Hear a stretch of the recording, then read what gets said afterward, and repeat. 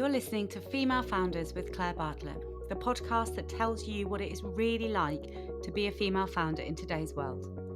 We share invaluable insights through personal journeys and real-life business experiences, highlighting the highs and the lows so you can move forward in your business with ease.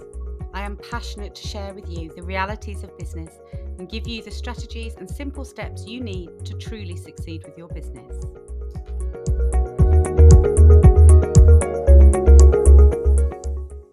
Today's episode is brought to you by Xero Accounting Software, a champion of female entrepreneurs and a proud sponsor of the Female Founders podcast. Managing your business finances can feel overwhelming, but Xero simplifies it all and gives you the power to keep your books in order and your mind on growth. Xero have offered an amazing 50% discount off your first 3 months with them to all our listeners. So if you'd like to take advantage of this amazing deal, then follow the link in the show notes today. But for now, let's jump into this week's episode. Hello and welcome to another episode of Female Founders. Today I'm so excited to introduce Emma Hine, the founder of The Growth Lounge, a platform designed to support business owners in their growth journey through community support, personal insights and expertise. Emma is passionate about supporting all business owners to grow their business they desire, but without compromising their quality of life. Emma, welcome to Female Founders. Thank you for having me, Claire. I'm excited to have this conversation. Me too.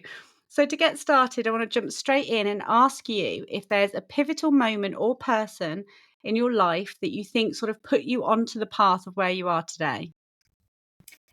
Yeah, do you know that pivotal person was actually me? It was me actually, I suppose, allowing myself to be who I really am and making that decision to walk away from my 7-figure business. That for me was my pivotal moment. Wow. Okay. So you had a business before what you're doing now. That's right. Yep, I did. But Yep, my monster business that I like to call it. I absolutely did. So I presume from how you help people now, that wasn't giving you the quality of life that you wanted for No. yourself. No, not at all. Financially, it was a good business. It was making, it was making money, but it wasn't giving me the thing that I wanted, which was freedom to, be who I wanted, work when I wanted, with who I wanted, in a way that I wanted. That was why I Yes. launched the business in the first place and moved out of corporate. Yet I grew a business that took over my life. In effect, it didn't enable me to do any of the things that I wanted to do. I was more tied to that business than I ever was corporate. And that for me, it took me a long time to get to a point where I was confident in myself, which is why I say I was my own pivotal moment, really. It took me a long time to get to that point where I had the confidence to actually say enough is enough and something has to change. Yeah. I think it's so difficult because so many of us go into business and we go with the dream of the freedom and to be in control of our time and our life again. And actually, it is really hard as a business grows to keep that balance. I think that's something that a lot of people really struggle with. So I know, in my business I've had for just nearly a decade now, it got to a bit where I think I was on the cusp of going down the route that you were on. I wasn't being there for my family. I wasn't being a present mum, and because the business was sort of taking over, and I had to really take a step back and be like, no, what is my priority in life? And am I still keeping that balance? And I think I was lucky enough to notice it at a time where I could change my ways and put the boundaries back in with the business. But it sounds like you had to take drastic actions really to get that Yeah, back for that's yourself. it. Absolutely. I mean, I had completely lost who I was, what I wanted. That had gone completely. All I was somebody that got up every day, went to work, did my thing, came home, same, rinse, repeat, do the same thing. I just became the business, and that for me was why when I launched this business, the thing that I really wanted to do, it wasn't just to help people to grow a business, because I believe anybody can grow a business. But Hmm. ultimately, what we want in life is to be happy, to be enjoying what we're doing, and to be able to do the things that we want to do. And the only way you can do that is if you put you right at the core of your business, and you don't allow yourself to do things that don't give you that ultimately. because there is always a way. There is always a way that you can, you can build a business around, the lifestyle that you want to have. Mhm. Yeah, I agree. So with my business, I've only ever worked 4 days a week. I've always kept that 1 day to myself, and the 4 days is the cap. When I first set up the business, my daughter was a baby still. I only worked 2 days, and I really gradually went up to that 3rd day, and then really gradually, as her time at school and nursery increased, I then felt like I could give the business a bit more. And I remember when she went to full-time school and my husband was like, "Oh, well, will you gonna, 5 days a week now." I was like, "Nope. No, no, thank you. I still need that Friday because I need me time." And it's a lot of the time I do chores that I would do at the weekend anyway, but, it just that Friday helps keep the balance for me. Um, Exactly. and And it's that's one why of the you have your own business, isn't it? To give you that exactly. freedom and flexibility that you can't necessarily have within corporate, but Mhm. we have to hold on to that, don't we? And I love the fact that you have held on to that, because that is the difference, isn't it, between, enjoying what you're doing and effectively falling out of love with it completely. Yeah. And I think this is where social media does not do us any favors because you see it all the time where they're like, you've got to go for it. You've got to, sleep at your desk and no rest for the wicked and you've got to push, push, push. And I'm like, you don't have to do any of that to succeed. I've succeeded way beyond my initial dreams of what I could achieve in business. When I started out, I never pictured being where I am today. And I've done all of that with integrity and not losing that balance. And I think that's the message that we need to put out there much more, that you can achieve whatever it is that you are wanting to achieve and whatever success looks like for you, but still with looking after yourself and putting yourself as number one. And I think that's the bit that people don't realize is possible. That's it, yeah, and I also think that, you mentioned there about what success looks like for you, and I think Hmm. that is key, isn't it? It's actually Yeah. getting to the point where you actually really do know what that looks like. I think a lot of people assume it's the 10K months, seven-figure business, that all of these things, but at what cost? What Yeah. are you prepared to give up to do that? Now, you don't necessarily have to give up anything. You can build a seven-figure business and still have, the things Hmm. that you want, but there's strategies, there's things that you've got to do to make that happen. If you just focus on purely what other people have got and assuming that is what you need as well, that's when it starts to go wrong. So knowing what success looks like to you, for me, is the absolute starting point when it comes to building a business. Yeah, I agree. In a past episode, actually, I had Natasha Lee Bray on, and she was saying something very similar, that she described it, which I loved, as a gilded cage. So she built her business to a seven-figure business because she thought that sort of was just the next step and that's what you needed to do. And actually, when she got there, she was so unhappy. And like you said, she felt that the business was controlling her and she wasn't controlling the business. Um, and yeah, I think it really, she had to take a massive step back there and try and fix it. So it sounds like it was very similar to what you ended up doing. That's it, and I think it's great that if you can recognise that before it becomes too late. For me, I had just got to the point where I had nothing left to give. There wasn't literally days of anything left in me. I was just completely, at a complete breakdown point, that I just knew that the only way for me was to say, I have to do something really drastic. Yeah. Yes, if I'd have recognised some of those things sooner, if I hadn't been so focused on, financial growth, which is ultimately the route that I ended up going down, then I could have potentially done something different with that business. So recognizing it earlier can make a massive, massive difference. But it doesn't have to be, a seven-figure business that you've got before you becomes a problem. It can become a problem for you right early At any on point, if yeah. you're not doing the right things. Yeah, Yeah, I think that's so important, Emma, that like you said, the issues can happen at any point of the business. And I think sometimes you think, oh, well, my business is still only small. So how can it be that the business is controlling me? They don't see that that's even a possibility. They don't see the warning signs, I suppose, because they expect that to happen at a 6 or 7 figure business. So what can people be looking out for, and how can they be, saving themselves from ending up down that route? a lot of it comes down to, spending time to actually ask yourself if you are enjoying what you're doing. Something really Mhm. as simple as that. Is this business really giving you what you want in terms of, your lifestyle, your family, and all of the other stuff that sits around it? And if there is any doubt in there, if there's anything that says to you, possibly not, you need to explore that, and you need to look at what that looks like to see what you can do that's differently. I think we all have triggers, don't we, that tell us that something isn't quite right in our lives, be that not sleeping properly, eating either more than you normally would or not eating at all, perhaps being a bit more snappy. I think we all have Mm. triggers that we can look out for when we're perhaps a little bit, stressed, or when we're going down the wrong route. But I just think we need to allow ourselves to, when we start to feel any of that, or when we spend time asking ourselves if we're actually enjoying something, we need to allow ourselves to say, no, I need to, go and have a look at what that looks like. I build into, my month end review, and I'll do this with clients as well, not just to look at your normal stats, your MI, your figures, your facts, all of that sort of stuff, but to look at yourself as well, to do that piece of work that says, have you enjoyed the last month?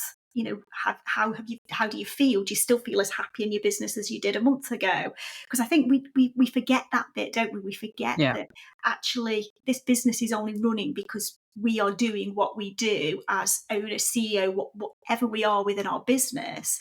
And we Mhm. need to keep ourselves happy. So I think it's just a case of, getting used to what your triggers are. And as soon as you spot them, doing something at that point, not thinking, oh, I'll see how we go on. We'll try it Yeah. again in another month, because that's what I did. And I was at absolute rock bottom point for over 10 years. We're not talking a week, a month, a year. Wow. 10 years I was at that absolute rock bottom point because I was afraid to actually say, I'm struggling here. And I think we Yeah. need to get to a position where we don't get to that point. Yeah, 100%. And I think it's funny, isn't it? But, it is such a simple thing to just do a check-in with yourself. How am I coping physically and emotionally? Being in business is so hard. It is one of the toughest things that you can do.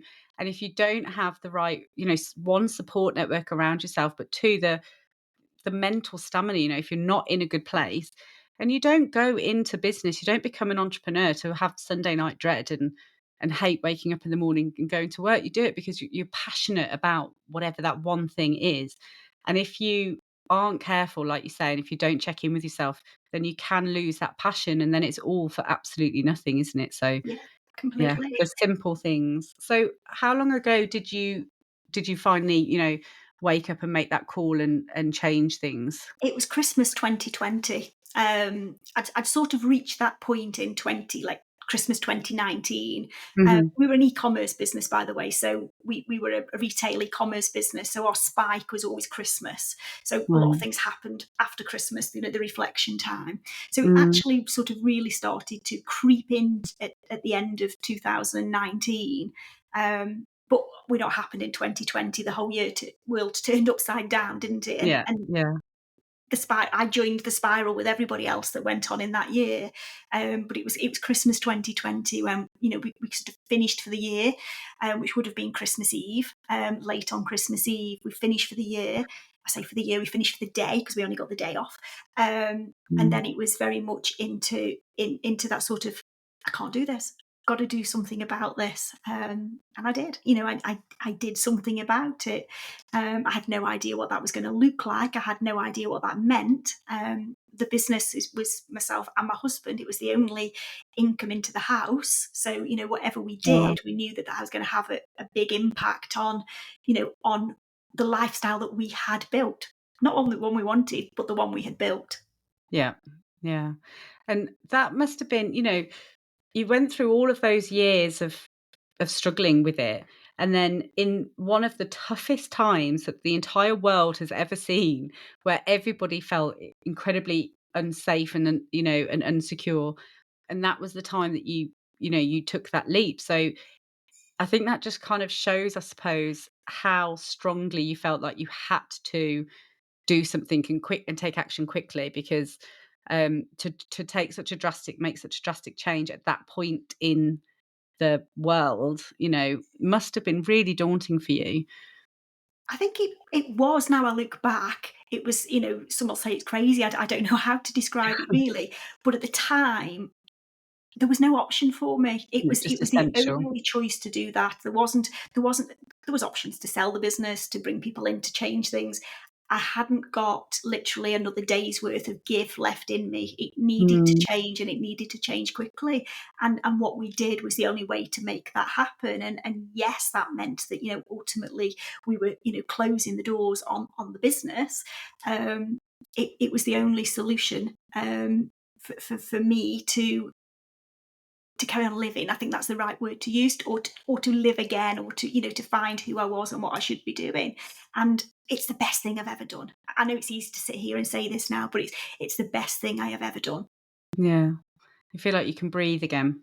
Yeah, absolutely. Yeah. And we're in, what are we now, 2024, and the business is still not 100% formally closed down, but we haven't been trading with it. It's not been doing any of the stuff that it's been doing for since March 2021 was the last time that we fulfilled an order from our warehouse.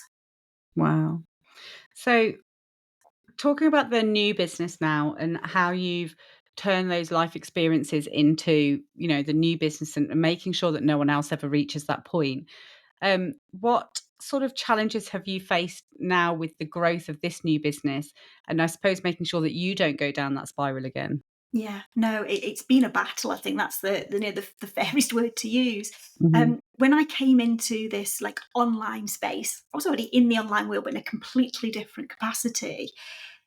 Suddenly, it was about me. Suddenly, I was the face of the business, and Yeah, with our e-commerce business, it wasn't. It was a website, it was a brand, it was it was the products and all of that sold. Nobody knew I existed.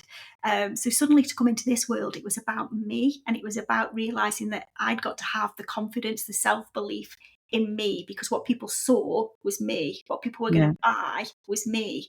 So for me, that was the big thing.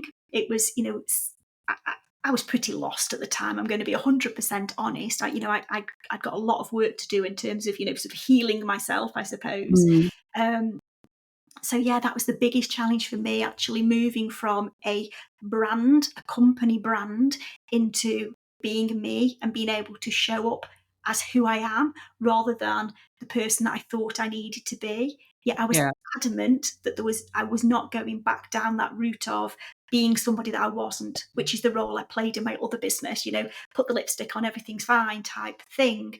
I was adamant that this time round, if I'm doing it, I'm enjoying it.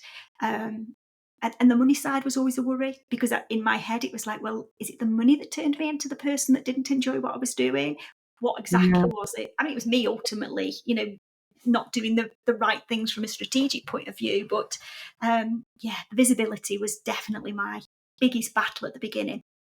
Yeah, it's such a huge step, isn't it? Especially if you've gone from a world where you are hidden behind a brand and the website and all of that to suddenly being the brand. It is a big step, and that's something I work a lot with my clients on. It's about how to build the confidence to step into gain that visibility and become the face of your brand. Because in the online world that we're both in now, that is sort of what you have to do that, and to stand out, people need to get to know, like, and trust you as the person behind the brand. So what sort of steps did you take to push yourself out there and to force yourself into that space initially? I think that was exactly the word, isn't it? Force yourself into it. Yeah. I mean, I fell down that rabbit hole at the beginning, which I think, a lot of people do, don't they, when they move into something different. I fell down that rabbit hole of investing in lots of different things because I thought I needed all of these things. Yeah, The more tools you've got in the toolbox, the better you'll be at this. Now, I'm not knocking any of those things, because those things need to be out there, because we all need them at different stages. But I certainly didn't need them all in one go. What that led to was an even more confused me. And, yeah, and until I reached the point where I just thought, you know what, you just need to start talking from the heart, just being you, just talking about the stuff that the stuff that you can just talk about, and take off the pressure of it needs to be this, it needs to do that, and I need to cover this, I need this, and I need that, and I need the other. So I just started to gradually put some stuff out there. Um, and people seem to like it and warm to it, and like and warm to me too. So it just sort of like built from there. And then once you start to do it and you get that reward back from people saying that they've benefited from what you've said, then your confidence builds, doesn't it? And you become more and more Yeah. confident to go out and do the things. But it was definitely a long journey for me in terms of, when I finished that business in 2020 to, to where I am now in 2024. Definitely didn't happen overnight. No. Well, this is the thing, isn't it? I think in the online space, suddenly overnight, someone will appear on your feed and everyone will be talking about them and they look like an overnight success. But what people don't realize is actually there are normally years of graft and speaking to empty rooms and, doing live videos to 0 viewers and, but you just, if you're consistent with it and you stay with it and you speak to that empty live, whether there's 100,000 people watching you instead of one person, you always give your all and gradually it will pay off. But I think people try and compare themselves to these huge names in the space that have become overnight successes, and they look at them and they think, well, God, what are they doing differently? I'm like, well, they've probably been in business 10 years and you're in year one. You can't That's compare their year 10 to your year one. And I think that's the thing. But I just don't think that those previous 10 years are spoken about enough. The hard graft and the pushing yourself and keeping the consistency when you feel like you're not, reaching anybody. It's a really hard part in business. it is. And I think that's where the passion, you need that passion and that drive to keep you going. And the thought that if I just help one person, then you know, that's good enough for me to keep you going. Um, but yeah, it's difficult, isn't it, to keep that motivation? It is difficult. It's really quite hard, and it's funny when you just said about talking to people, in lives when there's nobody there. One of Yeah. the things that I did when I first came into this world is I set up a group and nobody was in it. I didn't let anybody know the group was there, and I went live, and that's how I practiced. That's how I did it Oh, wow. because I knew there was actually nobody there. So I was laughing when you were saying about groups of nobody there. Mine literally was intentionally with nobody there. But yeah, it is difficult to keep that momentum going, and I think this is why it's important to be doing something that you enjoy doing. Because if you Yeah. enjoy doing it, I always say passion drives consistency, and consistency drives growth. So if you're not enjoying what you're doing, you're not going to be consistent, and therefore you're not going to get the growth within your business. So passion is absolutely key, isn't it? The more you enjoy it, the Yeah. more that you know that what you're going to help people with is going to help them, with their growth or whatever it is you help them with, then the more you will keep going, the more that you'll think, I can do this. And we pivot and change, don't we? Yeah. As we get better at this, as we get more confident at this, we tweak and change the way that we do things that we find that work better for us and our audience.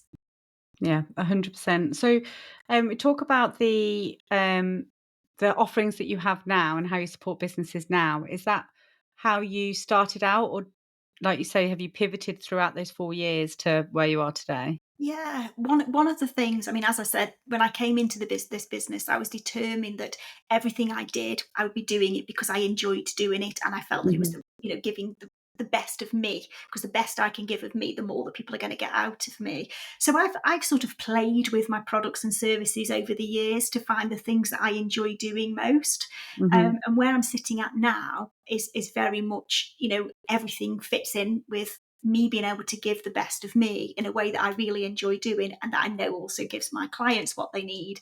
So for me, there had to be in-person stuff within there because I love being with people.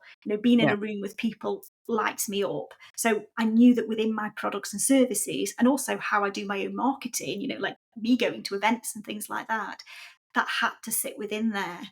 I love getting to know people really well because I think I can help them from a strategic point of view Mhm. better the more I know about them and their business. Yeah. So I tend to only work in more intimate spaces rather than the big, like one to many type program. My things all tend to be much more intimate. So yeah, I've built my product suite very much around the things that I enjoy doing because I know when I enjoy it, I give more to my clients. Yeah. I love that. So, we've spoken about obviously the success and the challenges that you've faced throughout the business so far. Um, Have you had any failures in this business? anything that that you've really learnt a lot from, and that taught you a lot about this business model, and what not to do rather than what to do. Oh, absolutely. I think we all have failures, make mistakes, call it what you want to call it, but we Yeah. can learn from them, can't we, and make better.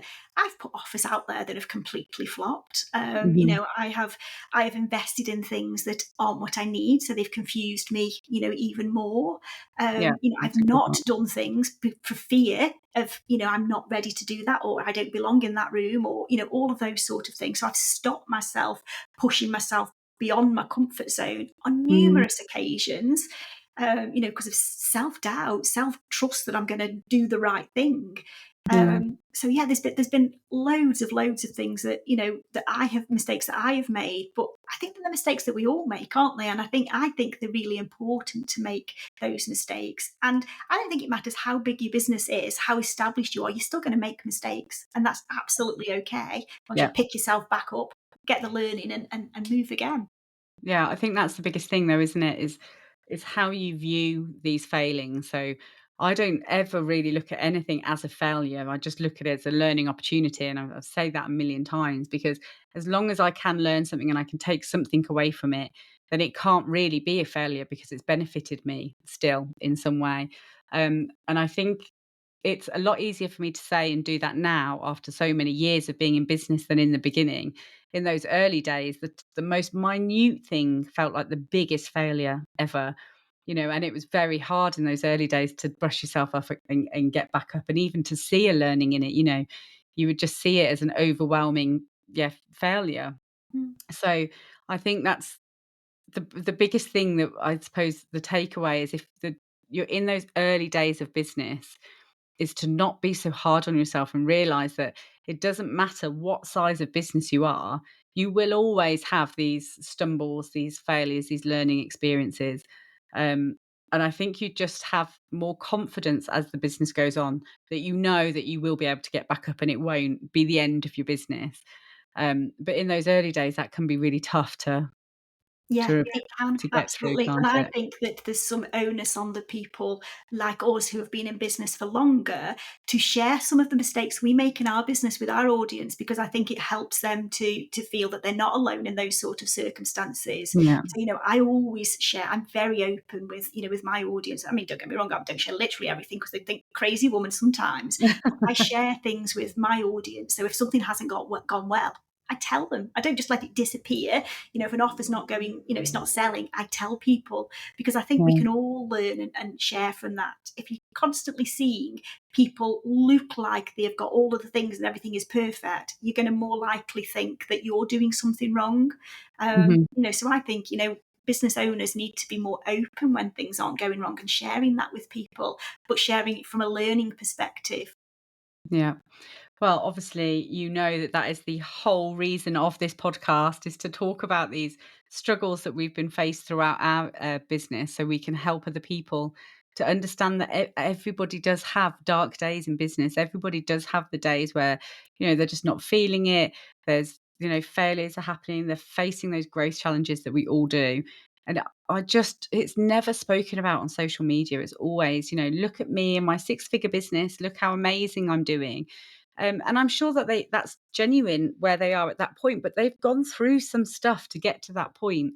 And that's what we need to all just be more open about. And I think it's so important, because I know that in the early days of my business, probably, the first 5 years, it's not a short thing. I felt continuously lost and overwhelmed and isolated. Um, I didn't know if what I was doing was what I was meant to be doing. I had no experience in business. I didn't know if the challenges and the failures that I was facing were normal, whether it was because I was doing something wrong. Um, and I think that's why I find it so important to share these stories now, because I know how it feels when when you face that first failure in business and you think that it's the end of your business. You literally think it's the end of the world, um, and that no one else is having any problems in their businesses at all, and that's just not the case. And I say this all the time. Literally, Elon Musk will be having failure after failure, but he's not scared to keep going and to push himself and to have those failures because he knows that that's only actually leading him to further success down the line. Um, but it's just something that I think people are scared to share that they've had tough times in business, and actually, I think we all need to have them to be able to move forward and to push those boundaries. So, yes, I thank you very much, Emma, for coming on and sharing because we all need to be talking about it more openly. No problem, no problem at all. I mean, for me, just one final point here is that when I walked away from my business, bearing in mind financially it was successful, I Mhm. felt like the biggest failure ever. I thought that I was rubbish in business, that I couldn't grow businesses because I just grow bad businesses. It took a lot of people to make me realise that actually what I'd done wasn't bad. Okay, it hadn't given me what I wanted ultimately, but I'd learned so much stuff along the way that I could help other people with. So I Yeah, think, as bad as we think the mistakes we've made are, there's always good within them, always good within them. yeah, there is. One final question. Obviously, I know the answer in regards to your old business, but in regards to your new business, have you ever wanted to quit? Um, Honestly, yeah, I have. There's especially in the beginning, Yeah. because at the beginning, as you just said, that there's times when it's tough. My mindset was not in a good place in the sense that I didn't have the self belief, self confidence, and all of that stuff. So Mm, yeah, absolutely, there has been moments when I've wanted to quit. I haven't. Also, obviously, I'm still here. I've kept going. I haven't felt it recently, but yeah, I think again, I think that's something that we're all going to feel at some point within our business that it's not giving us what we want to get from it. I suppose that takes us right back to the beginning, doesn't it? And reminding yourself what it is you want to get from it. yeah.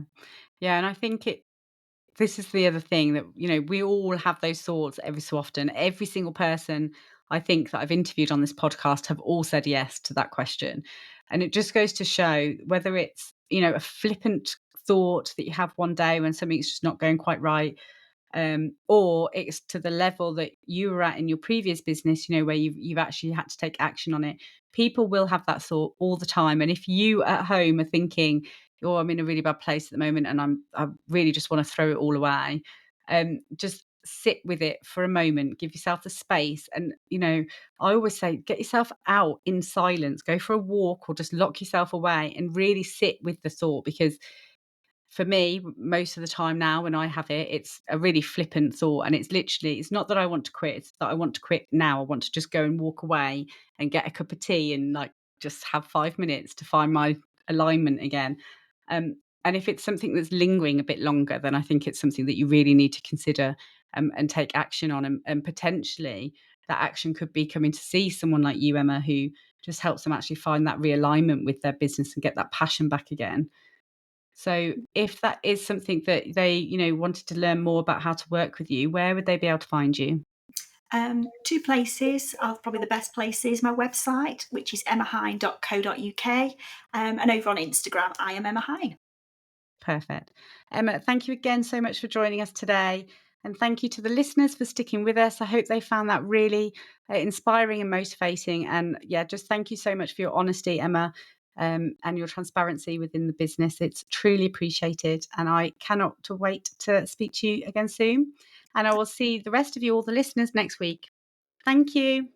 Thank you.